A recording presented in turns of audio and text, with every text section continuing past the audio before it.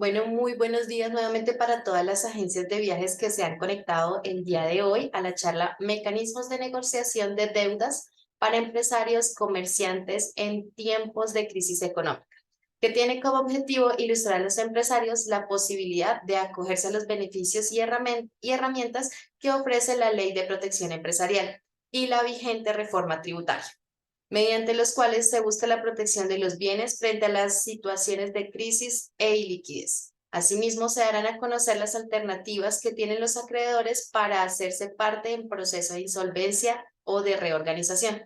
Es por esto por lo que el día de hoy nos acompaña el doctor Juan Carlos Urazán, reconocido expositor a nivel nacional e internacional en temas de reorganización empresarial. Doctor Juan Carlos, buenos días y bienvenido. Milena, muy buenos días para ti, buenos días para todos los asistentes. Permítaseme empezar agradeciendo a Nato, a la doctora Paula Cortés, desde luego también a la doctora Adriana Castellanos y a ti, Milena, por la preparación y organización de esta charla acerca de eh, algunas herramientas de tipo jurídico y económico que sirven en el propósito de ayudar a empresas a enfrentar y superar situaciones de dificultad económica e empresarial. Mi nombre es Juan Carlos Urazán Aramendi, soy abogado, soy y hago parte de la lista de auxiliares de la justicia de la Superintendencia de Sociedades como auxiliar, promotor, liquidador e interventor, y he tenido la fortuna de participar en la construcción de al menos 150 acuerdos de reorganización entre deudores y acreedores. Bajo ese contexto, y nuevamente agradeciéndole también a quienes se han vinculado a esta charla, empezaría por señalar que esta puede ser una charla cuya duración oscile aproximadamente entre 45 minutos y una hora. Inicialmente haré mención a algunas cifras, algunas estadísticas, para finalizar con algunas preguntas que, si ustedes a bien disponen a hacernos, con mucho gusto intentaremos responderlas. Bajo ese contexto, y creo que va a ser una charla que queremos hacerla lo más amena posible, en donde ese formato simplemente de alguien haciendo referencias a normas, creo que no lo vamos a utilizar para esta oportunidad, sino quiero más bien desde el conocimiento de lo que está ocurriendo con empresas del sector aéreo en graves dificultades y cómo los procedimientos legales y económicos previstos en la ley pueden servirles a superar esas dificultades económicas. En ese orden de ideas, entonces, recordarán ustedes que en este momento el sector del turismo sufre una turbulencia producto de una serie de circunstancias que bien uno podría calificarlas como extraordinarias. Por un lado, tenemos factores externos asociados precisamente a una coyuntura que lo que orienta mejor es el tema de mayor incertidumbre en la economía. Y ustedes saben que ese factor de incertidumbre es uno de los elementos que mayormente golpea al crecimiento de las economías. Y eso lo podemos ver entre lo que ocurre con Rusia, Ucrania, tensiones en Asia. Y así uno podría considerar entonces que esas situaciones, pues desde luego, afectan e impactan en buena medida a este sector. Pero por supuesto que hay otros elementos que pueden tener una mayor entidad en generación de incertidumbre. Y pasa por un lado, porque ustedes recordarán que producto de la pandemia, el gobierno tomó en ese momento una decisión de rebajar o disminuir el IVA, y eso, pues digamos, produjo un alivio y un beneficio una vez se empezó a superar esa dificultad de cierre a la que nos vimos abocados prácticamente todos en el mundo. Pero adicionalmente a esa situación, pues vienen temas asociados a cuestiones de tipo político que también, al existir allí tanta controversia, pues igualmente se afecta el clima para los negocios, se afecta el clima para los viajes, se afecta el clima para el turismo y en general para hacer operaciones y actividades económicas. Si a eso le sumamos que recientemente con la reforma tributaria nuevamente se elevan los conceptos del IVA a lo que estaba previamente a la pandemia, pues allí hay un impacto. Y si a eso adicionalmente se le suma y se le tiene presente todo lo que está ocurriendo con las aerolíneas como Viva y Ultra, pues y su cese de operaciones, pues, obviamente eso enturbia, eso enrarece aún más el ambiente y los negocios, impacta directamente a los consumidores. En ese orden de ideas hay una serie de estadísticas que dan cuenta de que el sector está dejando de producir al menos 130.000 millones de pesos, que pues obviamente en una economía como la nuestra genera un impacto. Algunos departamentos de nuestro país se están viendo afectados mayormente porque estas aerolíneas tenían principalmente operación en esos lugares. Y qué bueno entonces es, digamos, que esa situación, y cuando digo bueno lo digo entre comillas, que esa situación asociada a estas aerolíneas, pues me permitan entonces, con casos y situaciones totalmente reales, poder valorar y considerar cómo aplican esos mecanismos de insolvencia o de protección empresarial a empresas. Para este caso, pues qué bueno hablar de Viva, porque es un ejemplo claro de una crisis, de una situación de cese de operaciones y cómo entonces, repito, las normas de insolvencia las puedan amparar y proteger. Entonces, Viva inicia un proceso conocido como PRE, son procesos de recuperación empresarial. Lo inicia ante la Cámara de Comercio en Antioquia con un propósito, buscar que el pasivo total que ellos tienen pueda ser acordado para fines de pago con todos sus acreedores y para eso entonces acuden a esta Cámara de Comercio quien designa a un conciliador, a un mediador que es el encargado de buscar fórmulas de arreglo para el pago de las obligaciones. Y allí básicamente lo que se pretende es que, repito, a través de ese acuerdo de reorganización, Viva pueda, por un lado, pagar sus obligaciones, que podrían estar por el orden de 4 billones de pesos, en unas condiciones más favorables que las inicialmente previstas. Si uno o si esta empresa tiene obligaciones pactadas a vencimientos de 3 y 6 meses, con unas tasas de interés del 12, 14 o 15% efectivo anual, pues a través del acuerdo lo que se permite es que a todos los acreedores, con todos los acreedores, se pacten unas condiciones favorables en cuanto a que ese plazo inicial que decíamos acá para el caso de 3, 6 o un año, pues se pague en 10, 12, 15 años y a unas tasas de interés que podrían estar por el orden del 2 o el 3% efectivo anual. Luego entonces allí pues hay un beneficio importante al acogerse a un proceso de reorganización. Pero desafortunadamente,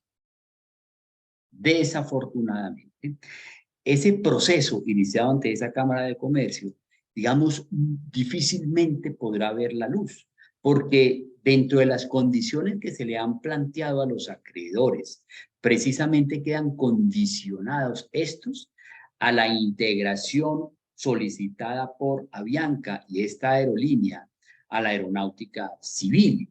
Y como esta realmente, digamos, viene con tantos condicionamientos por parte del gobierno nacional, pues sencillamente lo que hace Avianca es desistir de la misma y por esa razón, ese acuerdo que se está trabajando ante esa Cámara de Comercio, pues queda sin sustento, quedan sin una fuente de pago, habida cuenta de que la operación de Viva a través de una integración con Avianca, pues no va a darse. Por esa razón, yo creo que en términos prácticos, las directivas de todas estas aerolíneas venían vislumbrando esa situación de tanto condicionamiento que tomaron la decisión precisamente en esos momentos, lo hicieron en el mes de febrero, simultáneamente a cuando se venía avanzando en el proceso ante la Cámara de Comercio, de presentar una solicitud a la Superintendencia de Sociedades para acogerse al proceso de reorganización empresarial previsto en la Ley 1116 del año 2006. Y ya entonces empezamos a entrar en materia acerca puntualmente de cuáles son esos mecanismos de protección empresarial y observen ustedes que independientemente del monto de un pasivo de una aerolínea, estamos aquí perfectamente aplicando esa misma situación a una agencia de viajes, a un negocio, cualquiera este sea, que tenga un pasivo mucho menor o el que ustedes consideren aplica para lo que estamos aquí diciendo y cuyos acreedores también sean diversos. Me explico. ¿A quién le debe una aerolínea como Viva, grosso modo? Pues le debe primero a entidades públicas por conceptos de impuestos impagos. También tiene obligaciones con sus trabajadores, con fondos de pensiones y de seguridad social, a las empresas internacionales de leasing propietaria de las aeronaves, a empresas que suministran el combustible, es decir, proveedores, y a otras entidades financieras que, distintas a las de leasing, han hecho crédito o le han hecho créditos a esta aerolínea. Pues lo mismo ocurre para otra operación, cuyo nombre cualquiera pueda este ser, en donde entonces, para poder operar, para poder desarrollar su objeto social, ese negocio, esa empresa, distinta, repito, a Viva, pues también se nutre de un crédito para avanzar en su operación, pero puede que tenga obligaciones por conceptos de IVA u otros impuestos a la DIAN, que tenga con las secretarías de impuestos distritales impagos de ICA o de prediales. Con sus trabajadores empieza, producto de toda esta situación de turbulencia, de inestabilidad, a dejar de hacer los pagos. También frente a las empresas promotoras o prestadoras de salud, con sus propios proveedores. Entonces, es finalmente un tsunami de dificultad a través del cual el cese de una operación de una o varias aerolíneas impacta necesariamente el flujo de caja de una agencia de viaje o de un negocio asociado a esta actividad empresarial. Y ese tsunami conlleva necesariamente a disminución de ingresos y cesación de pagos. Cuando ustedes comienzan un año con unas proyecciones, tienen unos flujos de ingresos aterrizados, pues resulta que por coyunturas extraordinarias, por situaciones ajenas a la voluntad de ustedes, pues ese flujo de caja se ve impactado, disminuyen los ingresos y en consecuencia no se puede atender la operación, no se le pueden pagar puntualmente a los trabajadores, empieza la dificultad para atender las obligaciones con la DIAN, el IVA que debe trasladársele a esta autoridad fiscal se utiliza para apalancar la operación, para el pago de una nómina, las obligaciones de leasing, si es que las tienen, también empiezan a tener dificultades para fines de pago, y así frente a todos los acreedores. Eso es precisamente lo que se conoce como el tsunami de la crisis. Desde un punto focal de dificultad, este irradia toda una operación, toda una actividad económica con las consecuencias de dificultad empresarial para todos ellos. Y es que a ningún Estado, a ningún gobierno, le conviene precisamente que esa dificultad conlleve a liquidaciones, porque cuando una empresa se liquida, pues deja en la calle a sus empleados ya no tiene operación para seguir cubriendo sus obligaciones, entonces esa dinámica económica pues se viene a menos. Y eso no es conveniente para ninguna actividad económica nacional o internacional. Y esa es la razón precisamente por la cual los gobiernos y las legislaciones han consagrado una serie de mecanismos que tienen como propósito enfrentar o que las compañías enfrenten y superen esas dificultades económicas.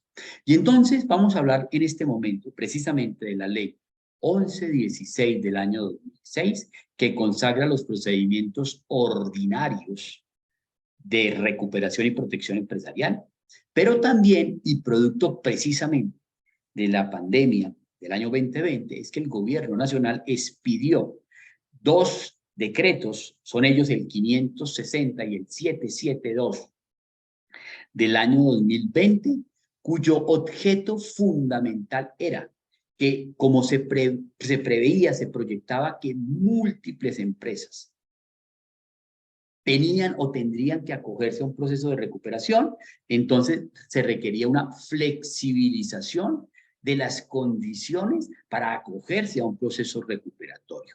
Y por eso, el proceso considerado en el decreto 560, que es un proceso extraordinario de negociación de deudas, tanto como el decreto 772, que consagran procedimientos abreviados de recuperación, establecieron, uno, condiciones más favorables y tiempos más rápidos para que en crisis se presenta una solicitud ante el juez de insolvencia, que bien puede ser la Superintendencia de Sociedades o el juez civil del circuito, y de manera muy rápida y dinámica acepten y autoricen el inicio del proceso de reorganización. Esa es la primera condición de estos nuevos decretos, la flexibilización.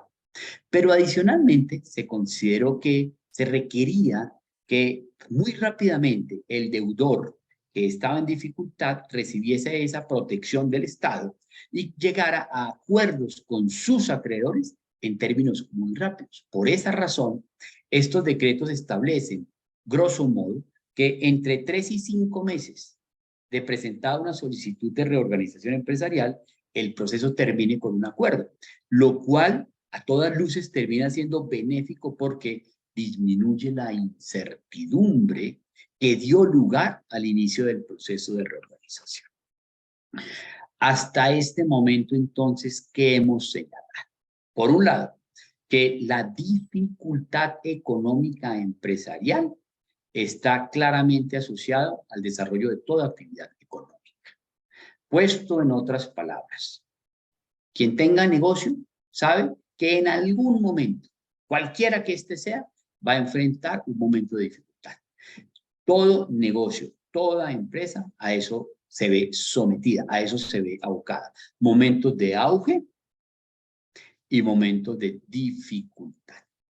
Solamente que aquellas empresas que perduran, aquellos negocios que subsisten, lo hacen en buena medida por factores asociados a esto. Y es que cuando empiezan a vislumbrar o a proyectar una dificultad económica, una situación de crisis, pues adoptan medidas, adoptan una serie de decisiones cuyo propósito central es hacerle frente a esa situación. Y eso es lo que estamos queriendo advertir aquí. Que la dificultad es asociada a la operación empresarial, pero que existen mecanismos y herramientas para enfrentarlas. Y que estas, si se hacen de manera oportuna, de manera seria y convincente, pues mayormente habrá facilidad para superar esa crisis. Ahora, ¿qué circunstancias o qué situaciones hacen o conllevan a que una empresa o un negocio llegue a situaciones de crisis empresarial? Pues hay lo que se conoce precisamente como las causas de crisis. Causas que pueden ser internas o pueden ser externas. Estas últimas son aquellas que provienen de situaciones ajenas a la voluntad de la empresa. Justamente lo que está pasando en el sector de ustedes. porque ustedes no tienen mayor participación en las decisiones que corresponde a las autoridades aeronáuticas o a los directivos de las aerolíneas. Son cuestiones de ellos.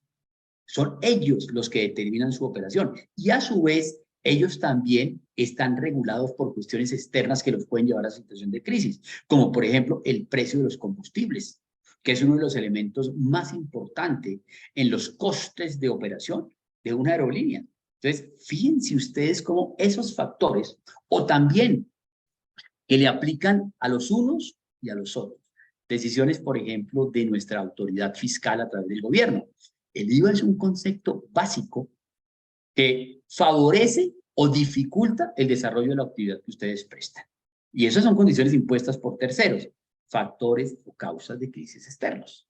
Pero también hay decisiones de ustedes, hay decisiones del empresario que afectan o pueden conducir a una causa de crisis. El sobreendeudamiento, el no contar con personal idóneo y competente, una demanda de un trabajador, por ejemplo, una demanda a través de la cual se embargan las cuentas, una decisión también de la DIAN, quien a través de un proceso de cobro coactivo le retiene los recursos y le embarga los activos por el no pago de determinados impuestos. Entonces, esas situaciones pues dependen de la voluntad del deudor, del empresario, y son de su resorte, pero que también pueden conducir a una causa de crisis. ¿Qué caracteriza y qué identifica a que una causa de crisis sea interna o externa? ¿Qué las vincula a ambas? Una consideración. Y es que cuando se presenta esa situación de crisis en una empresa, ya el deudor directamente, únicamente, ya no le podrá hacer frente a esa crisis, sino que necesita, requiere el concurso, el apoyo de todos sus acreedores para que unidos puedan superar la crisis empresarial.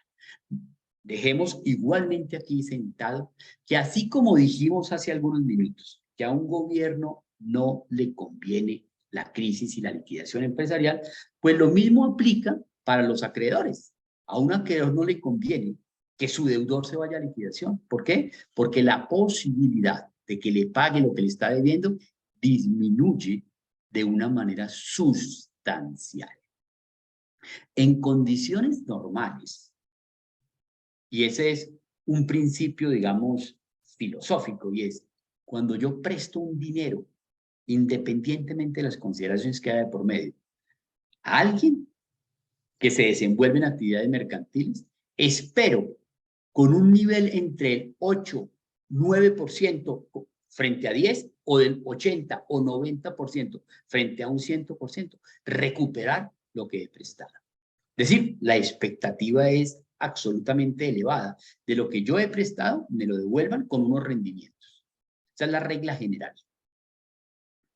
Pero resulta que cuando esa empresa entra en una situación de dificultad empresarial y se llega a ir a liquidación, pues esas expectativas de recuperación disminuyen a menos del 10%.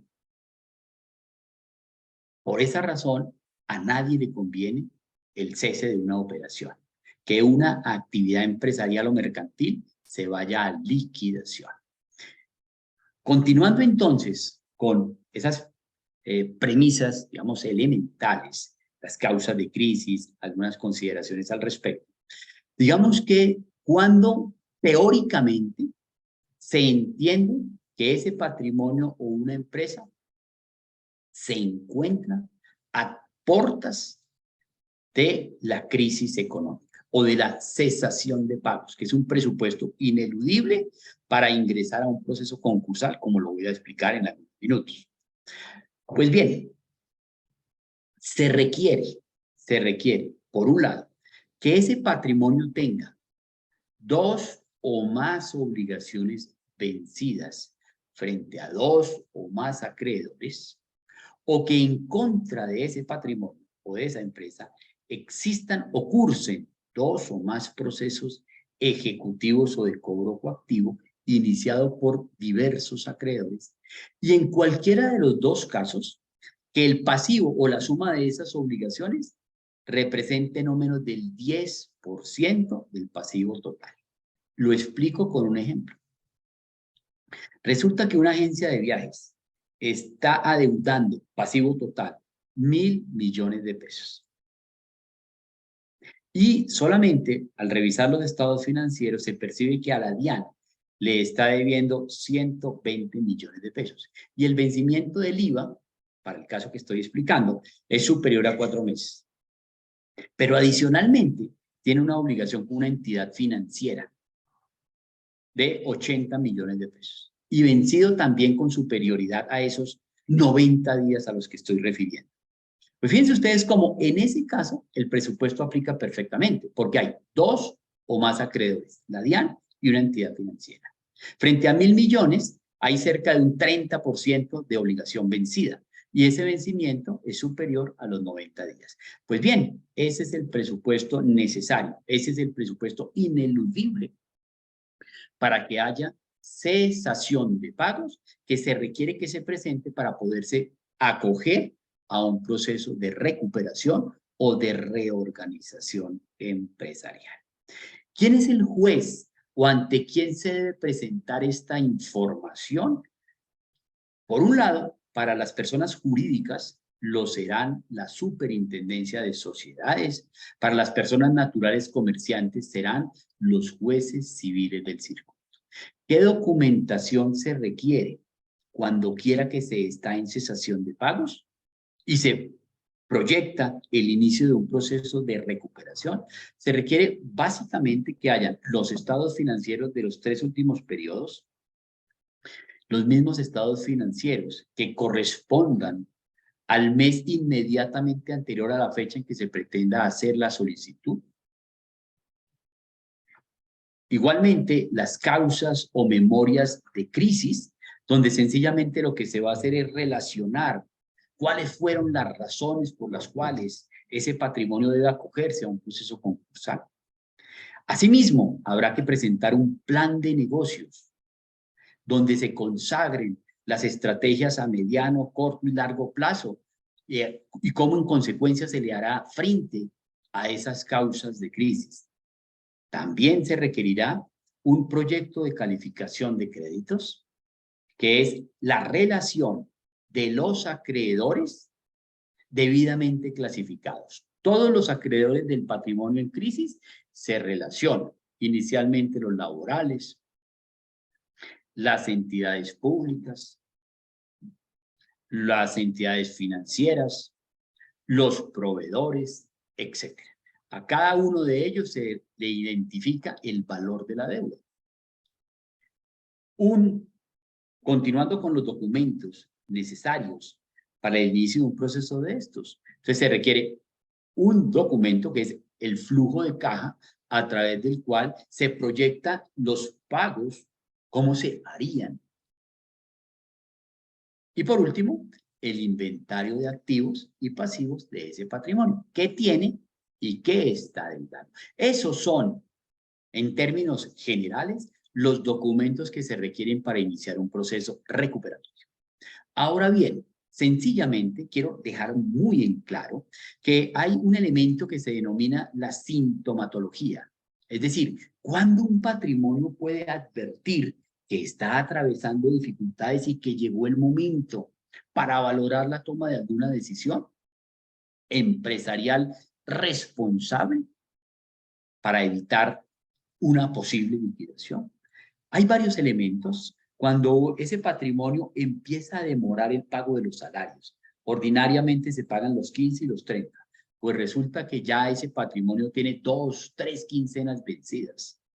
El IVA o conceptos fiscales adeudados cuya morosidad empieza también a sobrepasar los 30 o 45 días.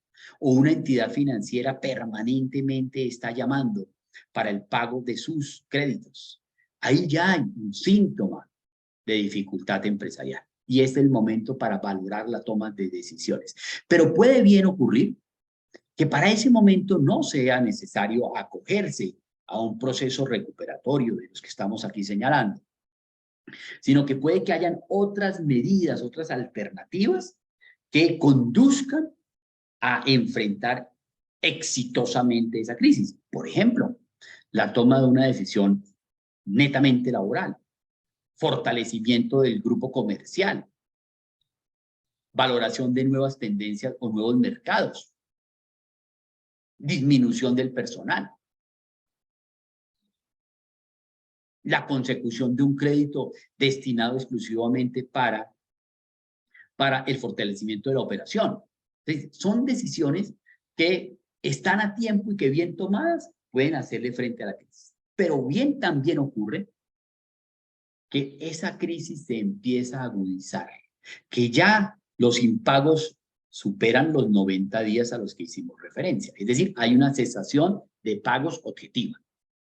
Pues en ese caso, normatividades como la española y otras, lo que han establecido es la obligación del administrador o los administradores de acogerse al proceso de reorganización. En Colombia no. En Colombia es voluntario.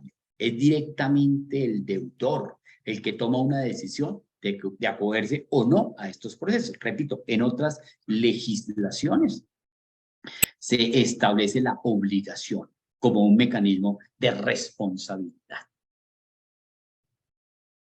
Ahora, dicho esas premisas o indicados algunos de los presupuestos, convengamos entonces en lo siguiente. ¿Existen mecanismos de recuperación y de protección empresarial? Sí. ¿En qué momento estos se pueden utilizar? Cuando quiera que ya la crisis empieza a salirse de las manos del deudor y hay que compartirla con los acreedores. Entre todos deben aportar la solución para que ese negocio, que a ninguno le conviene que se liquide, continúe su operación, pero en unas condiciones distintas, en unas condiciones, digamos, que favorezcan la situación de crisis, que claro, no es sencillo adoptar una decisión de este estilo, claro, pero normalmente cuando el patrimonio presenta una crisis ya sobrevenida, aguda, pocos son los caminos que se tienen para superar esa crisis empresarial. Y eso entonces, hablado ya de que cuál es el momento para iniciar un proceso de estos, cuándo hay cesación de pagos, ante quién puedo acudir y qué documentos se requieren, vamos a mirar especialmente cuáles son esos mecanismos a los que estamos haciendo referencia. Por regla general, cuando el patrimonio presenta una deuda incipiente, no solo en cuanto a valor, sino en tiempo de cesación del pago de la obligación, puede acogerse a un mecanismo privado, es decir, directamente ese deudor busca a su acreedor, independientemente del nombre que tenga, en procura de que se le mejoren las condiciones para su pago. Acuerdos netamente privados. También, cuando usted le presenta una facilidad de pago en los términos de la reforma vigente, cuyo vencimiento fue justamente el día de ayer, pues está acudiendo a un mecanismo privado. Directamente usted y su acreedor, llámese DIAN, no importa, pues buscan cómo mejorar las condiciones para el pago de ese crédito o el pago de esa obligación, un IVA, una retención, renta, patrimonio, etc. Y así lo puede hacer cuando procura que una entidad financiera le refinancie la obligación insoluta o vencida. Solamente que, y este es un buen camino, nosotros creo en términos prácticos lo recomendamos primeramente, acudir a ellos antes de que acogerse a un proceso de recuperación o de reorganización pleno. Es agotar el camino del diálogo directo entre el deudor y acreedores para buscar esa solución que mejore el flujo de caja. Sin embargo, los acuerdos privados tienen un beneficio, ¿cuál? Es que de manera muy rápida se logran y se pueden concertar. Pero ¿cuál es de pronto la dificultad que entraña un acuerdo privado? En términos generales, dos. El primero de ellos es que resulta que se tiene un patrimonio que tiene deudas vencidas frente a 6 o 7 acreedores. Pues si yo pacto con uno de ellos, pues ese acuerdo no vincula a los demás, solamente a quienes lo suscribieron. Y por un lado, pero también si por el otro lado se presenta que con ese deudor que llegué al acuerdo tiene un proceso ejecutivo en contra de la empresa, pues el acuerdo permite que se levante ese proceso, que se termine el proceso y se levanten las medidas. Pero si resulta que hay otro proceso andando, también con amenazas de embargo, pues ese otro proceso no queda vinculado a ese acuerdo privado. Esa es una de las desventajas. Y la otra es justamente la que acabo de señalar, que si existen procesos ejecutivos en contra del patrimonio en crisis, solamente se podrá lograr un acuerdo con aquel que se suscribió el mismo. El otro no queda vinculado a los efectos. Ahí entonces las ventajas: certidumbre, celeridad, rapidez. Desventaja: que no vincula a todos los acreedores, sino solamente con aquellos que se negocian. Esos son los acuerdos privados. Pero también entonces, cuando empieza a agudizarse la crisis, están los acuerdos previstos en la ley 1116 y los decretos 772 y 560. Y dentro de estos mecanismos, señalemos lo siguiente. El decreto 772 del año 2020, proceso abreviado de recuperación empresarial, está diseñado para aquellos patrimonios cuyo activo, en donde el activo sea inferior a 5.000 salarios mínimos legales vigentes. Es decir, yo reviso los estados financieros de un patrimonio en dificultad. Lo primero que voy a verificar es el activo. Y si el activo, repito, está en esa línea de los 5.000 salarios mínimos, si es superior, le aplica el proceso ordinario previsto en la ley 1116. Si es inferior, le aplica el procedimiento abreviado consagrado en este decreto al que he hecho referencia. ¿Qué diferencia hay entre el uno y el otro? Entre el procedimiento abreviado y el ordinario. El abreviado es un procedimiento expedito, es un procedimiento rápido, ágil, dinámico, en donde preparada esa misma información a la que hice referencia minutos atrás, plan de negocios, memoria de crisis, estados financieros, flujos de caja, proyectos de calificación de créditos, etcétera. Presentada esa información, el juez de una manera muy rápida la valora y se admite al patrimonio en dificultades. Y ahí ya le había fijado en un auto de admisión 2 audiencias o 2 diligencias. La primera de ellas se conoce como reunión de conciliación y la segunda, la de resolución de objeciones y de confirmación del acuerdo. ¿Qué quiere decir eso? Lo explico para que no se genere incertidumbre sobre el tratamiento que tiene el procedimiento. Pues bien, cuando se preparó toda esa información ya mencionada, pues allí aparece la relación de mis acreedores, de los acreedores del patrimonio. Y resulta que a la DIAN se le reportan obligaciones de 200 millones de pesos, pero la DIAN, cuando ha sido comunicada acerca del inicio del proceso, perfectamente puede decir, no, mire, no son 200, no son esos los periodos ni los conceptos, son 280 porque quedó pendiente el IVA del último periodo, etcétera, etcétera. Es decir, hay una controversia entre ese acreedor y el deudor acerca de la cuantía o la exigencia de la obligación. Lo mismo puede ocurrir con una entidad financiera, con un acreedor laboral, cualquiera, que no esté conforme con el valor a él reportado. Entonces, esa reunión de conciliación a la que estoy haciendo mención, tiene como propósito que el deudor y ese acreedor que objetó, que no estuvo de acuerdo con el monto reconocido, pues aclaren cuál es el valor real. Si no lo logran hacer, ese deudor y sus acreedores en esa diligencia, en esa reunión de conciliación, entonces, por eso, para 3 meses después, se proyecta la audiencia de resolución de esas diferencias, en donde será el juez el que, conforme a las pruebas aportadas, determine quién tiene razón en cuanto al monto del crédito, etc. Y en esa misma diligencia, una vez resueltas las posibles controversias, se estudia ya lo que es el acuerdo de reorganización y si el mismo cumple con los requisitos previstos en la ley, se confirma y se aprueba y termina el proceso. Es decir, es un proceso abreviado, como lo estamos señalando, cuyo término oscila aproximadamente entre 4 y 5 meses. Ahora, contrario sensu, está el proceso ordinario previsto en la ley 1116, que tiene la misma finalidad. La esencia es que ese deudor en crisis, a través de un acuerdo con todos sus acreedores, pacte condiciones de plazo, de tasas de interés más favorables que las que tenía. Es el mismo propósito, solo que en el proceso ordinario de la 1116 es un proceso mucho más dilatado, es un proceso mucho más extenso en el tiempo y en etapas. Normalmente puede demorarse 16, 18, 24 meses. Ahora, para no dejar a un lado los procedimientos extraordinarios previstos en el decreto 560, lo que ellos persiguen es lo mismo que los otros, acuerdos. Deudor y acreedores pactan mejores condiciones de pago. Ese es el corazón de la recuperación empresarial en crisis. Un acuerdo recuperatorio donde se proyecten nuevas condiciones para pagar. Ya lo miraremos en algunos minutos una vez esté finalizando mi intervención.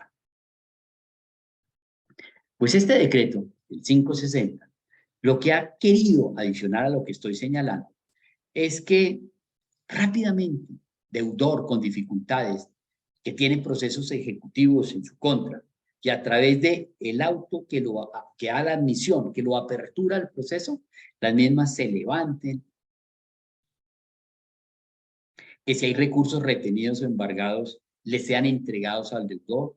¿Para qué? Para que pueda fortalecer la operación, permitiéndole este decreto que solamente el deudor con una de sus categorías de acreedores llegue a un acuerdo rápido. Me explico. Bien puede ocurrir que ese deudor esté con obligaciones con las entidades financieras, con las entidades públicas, con los acreedores laborales o con los proveedores. Pues a través de este procedimiento expedito puede perfectamente el deudor sencillamente escoger y llegar a un acuerdo con solamente las entidades financieras o con solamente las entidades públicas, DIAN, Secretarías de Hacienda, o también hacerlo exclusivamente con sus proveedores. Es decir, fíjense ustedes cómo hay una flexibilidad para que el empresario en crisis enfrente su situación, la supere y su operación continúe, perdure. Ahora, no quiero dejar a un lado señalar y advertir acá cuál es el objeto, cuál es la finalidad, filosóficamente que persiguen las normas de insolvencia en Colombia y en todo el mundo. Básicamente persiguen tres objetivos. Uno, la protección del crédito. Quien le presta, quien confía unos recursos, unas materias primas, unos servicios a determinada empresa, lo mínimo que espera es el pago. Protección del crédito. Con las normas de insolvencia se protege y se ampara al crédito. Elemento central y fundamental de todo proceso concursal. Segunda finalidad, la conservación y la recuperación de la empresa viable. Fíjense ustedes cómo aquí ya hablamos de elementos como conservación, recuperación y viabilidad. Pues obviamente, con un proceso de esta naturaleza espera que ese patrimonio no se vaya a liquidación, sino que siga generando riqueza. Conservación. Viabilidad. La viabilidad es lo siguiente, es que los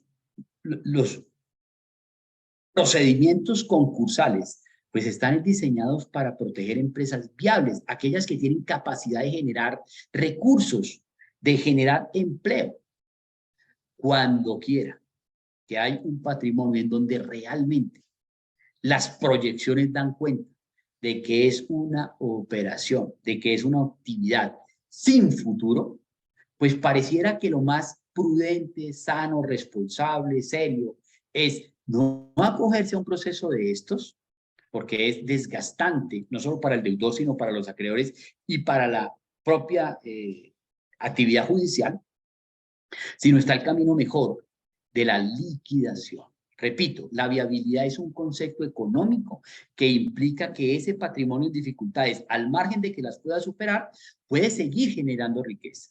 Cuando eso no ocurre, porque realmente es una empresa que ya no tiene ninguna operación, que las proyecciones son nulas, como ocurre en aquellos casos en donde una empresa se hizo al amparo de un proveedor estratégico, de un cliente exclusivo, y este, por la razón que sea, abandona, le quita la representación a ese deudor, pues realmente, y esa operación, digamos, está paralizada en mucho tiempo, pues pareciera que es mejor no aventurarse a un proceso de estos recuperatorios, sino al de liquidación. Y la tercera finalidad de los procesos concursales es la generación de empleo, muy de la mano con los otros dos elementos. Repito, protección del crédito, conservación y recuperación de empresa viable y generación de empleo. Cuando usted, amigo empresario, amiga empresaria, está en una dificultad económica, pero proyecta y vislumbra que puede seguirse generando empleo, que esa empresa con la adopción de una serie de medidas puede perdurar en el tiempo y puede pagar lo que debe. Entonces, un proceso de reorganización puede ser el camino para hacerle frente a ese momento temporal, coyuntural de dificultad económica. Vimos entonces, hasta este momento, que la crisis es propia de los negocios y que para superarlas hay procedimientos de tipo legal y económico que están consagrados en la Ley 1116, un procedimiento extenso, amplio, cuyas etapas perfectamente se pueden agotar en cerca de 18, 24, 36 meses, que inicia con la presentación de la información ya señalada y termina con la confirmación del acuerdo de reorganización. Igualmente vimos los decretos 560 y 772, que a su vez establecen procedimientos también recuperatorios, pero mucho más expeditos, flexibles y rápidos, que inician igual que los ordinarios y que terminan también a través de la confirmación del acuerdo. Vamos entonces a mirar ahora y a partir de este momento y por los siguientes 5 minutos lo que es el acuerdo de reorganización empresarial, elemento sustancial de los procesos recuperatorios. Cuando ese patrimonio ha transitado todo el proceso concursal, cualquiera de los procedimientos que aquí se han señalado, pretende pues obtener unas condiciones económicas más favorables para que su operación se mantenga. ¿Y cuáles son los beneficios entonces que señalan las normas de insolvencia o los mecanismos concursales? Varios. El primero de ellos, por el solo hecho de presentar la solicitud de recuperación empresarial ante la Superintendencia de Sociedades o ante un juez competente, a partir de ese momento cesa la obligación para la empresa o el patrimonio de seguir cumpliendo, de seguir pagando sus obligaciones. Esa prohibición de tipo legal tiene una finalidad. ¿Cuál? Pues que esos recursos que no va a seguir utilizando el patrimonio para el pago de sus obligaciones, utilícelo para fortalecer su operación, para poner en marcha el plan de negocios. Primer gran beneficio de las normas de insolvencia. Segundo beneficio, cuando se admite a ese patrimonio en crisis, que es normal que tenga procesos ejecutivos o de cobro coactivo en su contra, con embargos y demás, por ministerio de la ley, esas medidas se levantan. Y si hay recursos, se le entregan al patrimonio. ¿Para qué?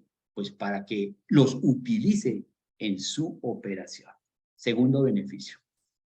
De la mano con el primero de ellos, es decir, la imposibilidad de seguir pagando las obligaciones por el hecho de haber presentado la solicitud, siempre es bueno precisar aquí lo siguiente, es ¿cuándo entonces el patrimonio volverá a pagar las obligaciones adeudadas hasta la fecha en que presentó la solicitud de reorganización? Pues precisamente las volverá a atender conforme, según un acuerdo de reorganización, que las condiciones para el pago. Lo explico de la siguiente manera. Las obligaciones de ese patrimonio en crisis son 2.000 millones de pesos. Y ese es el valor total de su pasivo.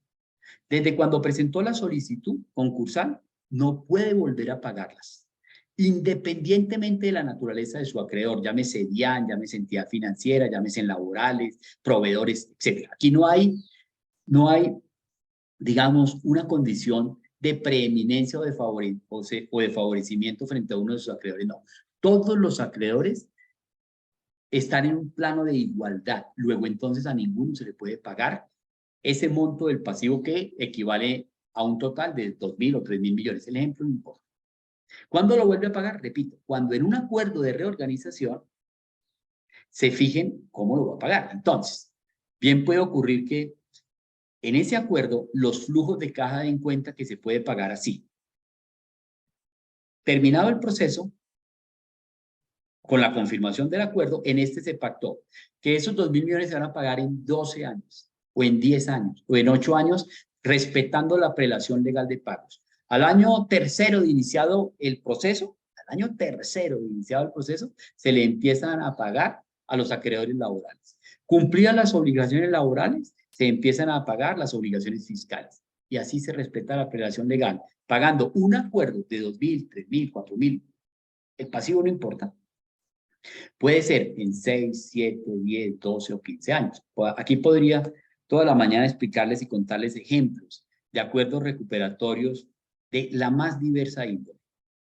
Empresas del sector agrícola, tecnología, construcción. He representado en varias oportunidades a empresas del sector aéreo, a empresas también y agencias de viaje, muchos sectores. Todos los sectores prácticamente los hemos conocido y manejado, y los acuerdos son diversos.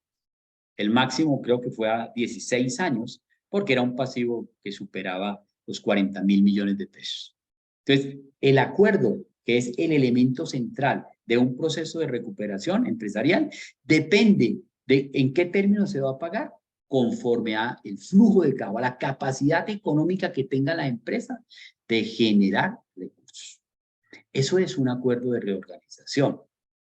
Repito, el elemento más importante, el que se persigue cuando una empresa está en dificultades. Oiga, necesitamos pactar con mis acreedores condiciones para poder seguir operando.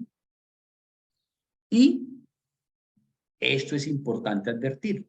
A diferencia de lo que yo comentaba hace algunos minutos, en cuanto a deficiencia de los acuerdos privados, aquí no. Aquí, cuando la empresa se acoge a estos procedimientos reglados, establecidos en las normas, puede que uno de los acreedores no esté de acuerdo con las condiciones de pago. Por ejemplo, la DIAN. Si resulta que en el acuerdo se está diciendo que las obligaciones se le van a pagar a la DIAN, no ahorita, sino dentro de 3 años, sin ningún interés o con un interés mínimo comparado con los que establece el estatuto tributario, pues obviamente no va a acompañar con su voto ese acuerdo. Pero si el mismo viene votado por las mayorías, todos los acreedores quedan vinculados a lo que para fines de pago se haya proyectado dentro del respectivo acuerdo. Finalizo entonces ya con lo siguiente. Crisis siempre la habrá. Ninguna compañía en Colombia y en el mundo, en alguna oportunidad, antes o después, se escapará de la crisis. Cualquiera, pongan los ejemplos que ustedes consideren, proyecten la empresa más importante de hoy, en alguna oportunidad le llegará la crisis. ¿Y hay caminos para superarlo? Sí, pero hay que tomar decisiones oportunas y responsables. Para ello están acuerdos privados, ya los vimos, pero también mecanismos previstos en la ley que comportan un juez, supersociedades o jueces del circuito, como garante de los derechos del deudor y de los acreedores, y que el acuerdo concursal es el elemento a través del cual se pactan unas mejores condiciones garantizando la operación. Si Viva, la aerolínea, logra transitar todo el proceso de reorganización que está próximo a admitirse por la Superintendencia de Sociedades, cuando menos está dentro de las posibilidades, logrando un acuerdo de reorganización favorable con todos sus acreedores, ese puede ser el mejor de los caminos, con una serie de decisiones previstas dentro de su plan de negocios para fortalecer la operación, el camino para precisamente superar su crisis y dificultad económica. Les agradezco enormemente su atención, espero haberles compartido algunas ideas, apreciaciones que bien pueden servir en alguna oportunidad cuando quiera que haya momentos de dificultad. Pero siempre la esperanza, siempre la ilusión, siempre el sueño, las ganas de hacer empresa y que ésta perdure es lo que debe desarrollar todo el diario, todo el devenir de ustedes en la toma de sus decisiones. Muchísimas gracias por la atención y quedo atento a cualquier duda o inquietud que pueda absorber. Muchas gracias, Milena. Doctor Juan Carlos, muchísimas gracias por este espacio también que nos da Urezano Abogados para dar claridad a este tema tan importante y pues que ha estado como tan en auge por todos los temas de las aerolíneas. A todos los participantes, muchas gracias por participar. Recordamos que las memorias de esta charla van a quedar públicas en nuestra intranet de ANATO, ingresando con su usuario y contraseña. Bueno, de pronto ya por el tema de tiempo, de pronto no veo por acá tampoco alguna pregunta. Sin embargo, si de pronto los asistentes tienen alguna consulta, pueden dirigirla a mi correo electrónico administrativo@anato.org, de donde les llegó la citación, y yo se la puedo transmitir al señor Juan Carlos al doctor Juan Carlos para que nos pueda dar respuesta. Entonces, doctor Juan Carlos, muchísimas gracias por su tiempo y pues a todos nuevamente gracias por aceptar la invitación y les estaremos comunicando nuevamente la invitación a otras de nuestras charlas.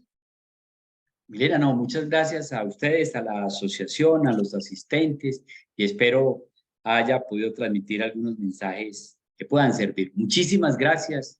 Dios los bendiga. Muchas gracias. Un buen día para todos. Que estén muy bien.